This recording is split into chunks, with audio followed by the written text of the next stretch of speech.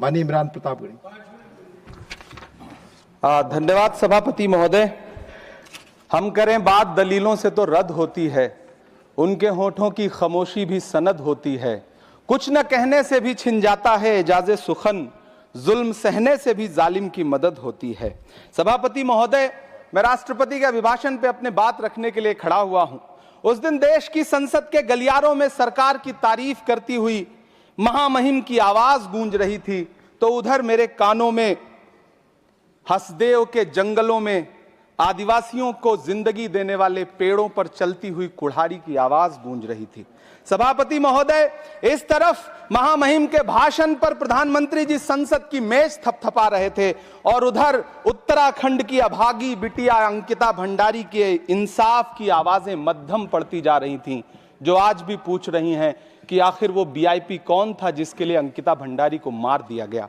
सभापति महोदय, इधर महामहिम सामाजिक न्याय की बात कर रही थीं और उधर उत्तराखंड के कोटद्वार में नफरती लोगों के खिलाफ एक बुजुर्ग को बचाने के लिए खड़ा हुआ दीपक, जो मोहब्बतों की रोशनी लेके खड़ा हुआ था, उसके खिलाफ कोटद्वार की पुलिस गंभीर धाराओं में एफआईआर दर्ज कर रही थी। और वो भी उस दिन हो रहा था जब उत्तराखंड के मुख्यमंत्री कोटद्वार में मौजूद थे।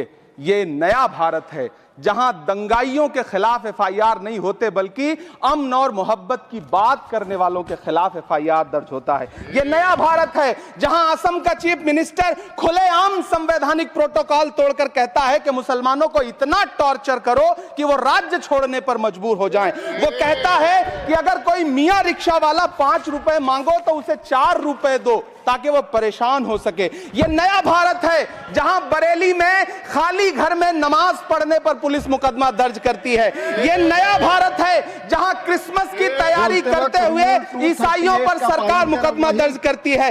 यह नया भारत है जहां जम्मू कश्मीर में नीट का एग्जाम क्वालिफाई करने वाले 50 बच्चों में अगर 42 मुसलमान होते हैं तो फिर मेडिकल कॉलेज की मान्यता ही रद्द होती है और जश्न मनाया जाता है। महामहिम राष्ट्रपति का भाषण में सुन रहा था। सर, यह नया भारत है जहां मध्य प्रदेश के बैतूल में बच्चों के स्कूल बनवा रहे मोहम्मद नईम का घर स्कूल इसलिए तुड़वा दिया जाता है क्योंकि वो स्कूल बनवा रहे थे। ये नया भारत है जहां कोर्ट का स्टे होने के बावजूद बनारस की दाल मंडी में सैकड़ों दुकानें तोड़ी जा रही हैं क्योंकि रास्ता चौड़ा करना है। सभापति महोदय, मैं आपसे कहना चाहता हूं कि जो पीढ़ी अपने बुजुर्गों को गाली देती है उसके साथ प्रकृति इंसाफ करती है। आप इंदिरा जी और नेहरू को गाली देते हैं, नेहरू को छोटा नहीं कर पाएंगे। नेहरू का साथ आइंस्टीन, नेहरू का नाम आइंस्टीन के साथ लिया जाता था और आपका नाम एप्स्टीन के साथ लिया जाता है।